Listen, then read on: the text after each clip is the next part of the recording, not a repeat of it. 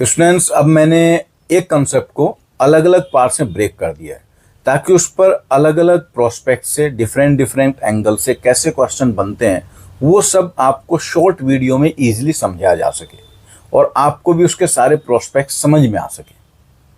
तो अगर आपको ये वीडियो अच्छा लगता है, ये मेथड अच्छा लगता है और आपका भी कोई टॉपिक है जिसको आप चाहते हैं कि उसके सभी पहलुओं को ब्रेक करके अलग अलग वीडियो में आपको समझाया जाए, तो आप बिल्कुल कमेंट सेक्शन में बता सकते हैं।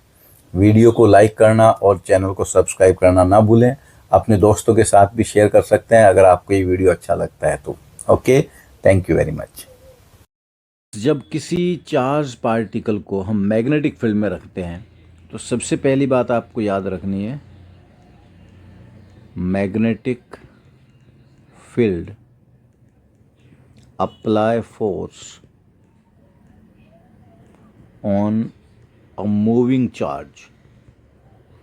केवल मूविंग चार्ज पर ही मैग्नेटिक फील्ड के कारण फोर्स लगता है।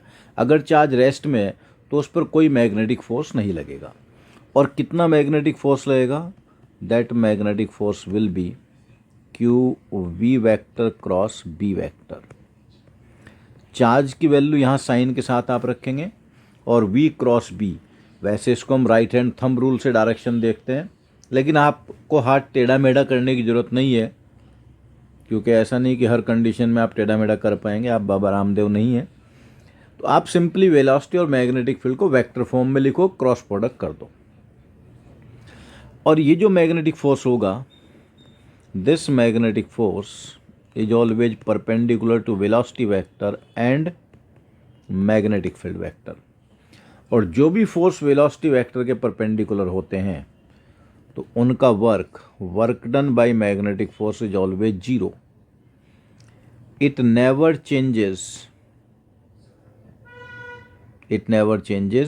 Speed of object, speed of charge. ये चार्ज की स्पीड कभी चेंज नहीं करता। और अगर ये स्पीड चेंज नहीं करेगा तो आप कह सकते हो it never changes kinetic energy. ये काइनेटिक एनर्जी भी चेंज नहीं करेगा। It only changes direction of velocity. ये केवल वेलोसिटी के डायरेक्शन को चेंज करता है। एंड मोमेंटम ऑफ पार्टिकल, ये वेलोसिटी के डायरेक्शन को और मोमेंटम को भी डायरेक्शन में चेंज करता है, मोमेंटम का भी मैग्नीट्यूड चेंज नहीं करता। तो इसका वर्क हमेशा जीरो होगा, काइनेटिक एनर्जी में कोई चेंज नहीं करेगा, मोमेंटम में चेंज करेगा, वो भी डायरेक्शन के कारण, और हमेशा वेलोसिटी के परपेंडिकुलर रहेगा। तो अब हम देखते हैं कि चार्ज पार्टिकल को अगर मैग्नेटिक फील्ड में छोड़ दिया जाए तो वो कैसा मोशन करेगा। सो देखो, अगर मैग्नेटिक फील्ड यहाँ पर ऐसे लगा हुआ है अंदर की तरफ, सपोज ये मैग्नेटिक फील्ड है, आपको मैं वो मेथड बता रहा हूँ, आपको कोई हाथ वगैरह टर्न करने की ज़रूरत नहीं है। आप सिंपली वेक्टर फॉर्म लिखकर सॉल्व कीजिए। और आप ध्यान रखिए, इसका पहला केस मैं कंसिडर कर रहा हूँ जब charge particle already magnetic field के अंदर है, पहले से मैग्नेटिक फील्ड में रखा है, मैग्नेटिक फील्ड इन्फिनिटी तक है, और अब आपने उसको वेलोसिटी v दे दी। तो आप ध्यान से देखो, यहाँ पर वेलोसिटी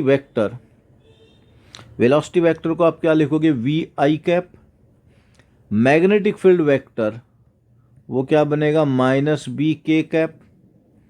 तो जब इनका क्रॉस मल्टीप्लाई करेंगे आप, magnetic force is q into v i cap cross minus b k cap. I cross k होता है minus j, minus minus positive बन गया, तो मैग्नेटिक फोर्स होगा q v b j cap, मतलब ऊपर की तरफ लगेगा। और ये ऐसे सर्कुलर मोशन करेगा और जहाँ से वो स्टार्ट किया था वहीं फिर से घूम कर आएगा। ये बात हमेशा ध्यान रखिएगा, जिस पॉइंट से स्टार्ट किया था उसी पर घूम कर आएगा। अब इस सर्कुलर मोशन पर चलते हुए मैग्नेटिक फोर्स हमेशा वेलोसिटी के परपेंडिकुलर रहेगा। So this magnetic force provide centripetal force. तो यहाँ जो सेंट्रीपिटल फोर्स इसको रिक्वायरमेंट होगी mv² by r it will be provided by QVB. So the radius of this path will be MV by QB. इसी को आप लिख सकते हैं magnitude of momentum by QB.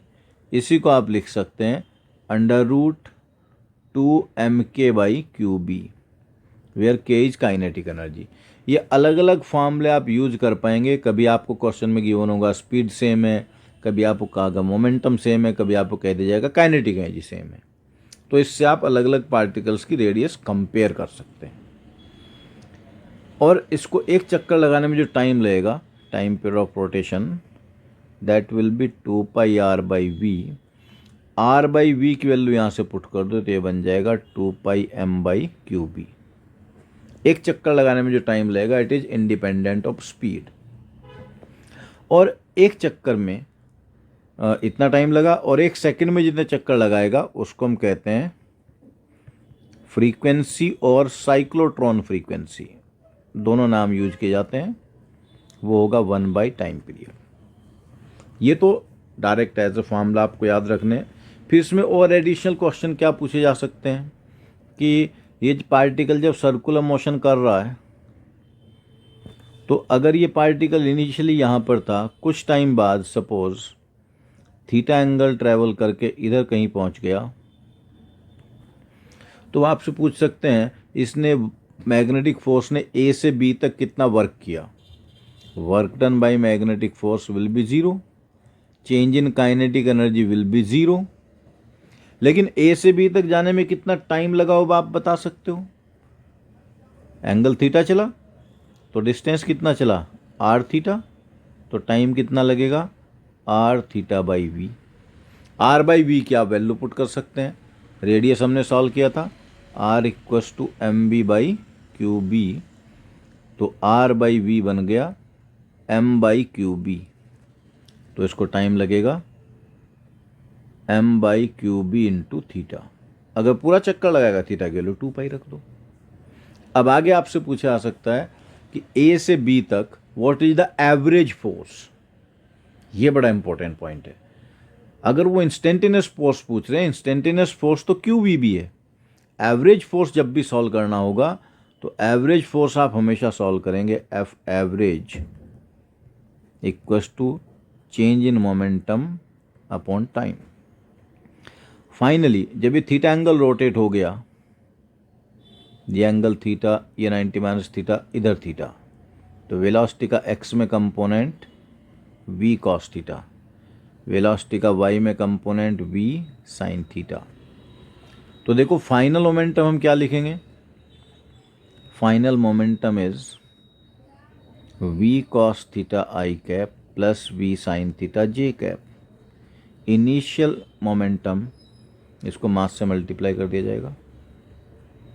Initial momentum was mv i cap. So change in momentum is p final minus p initial. और time हम पहले ही solve कर चुके हैं, तो एवरेज फोर्स की वैल्यू आ जाएगी, एक्स एक्सिस में बनेगा mv cos theta minus mv i cap plus mv sine theta j cap divided by time. ये वेक्टर फॉर्म में होगा, इसका मैग्नीट्यूड कैलकुलेट कर लो तो आपको आंसर मिल जाएगा. तो ये वो केस था जिसमें मैंने डिस्कस किया कि पार्टिकल पहले से मैग्नेटिक फील्ड में है और फिर वो चलना स्टार्ट करता है. ओके, तो आई होप कि आप ये पार्ट अच्छे से पढ़ेंगे. उसके बाद में इसके बाकी पार्ट अलग अलग वीडियो में डिस्कस करूँगा, जहाँ बाहर से एंटर करता है और मैग्नेटिक फील्ड से बाहर निकल जाता है. ओके.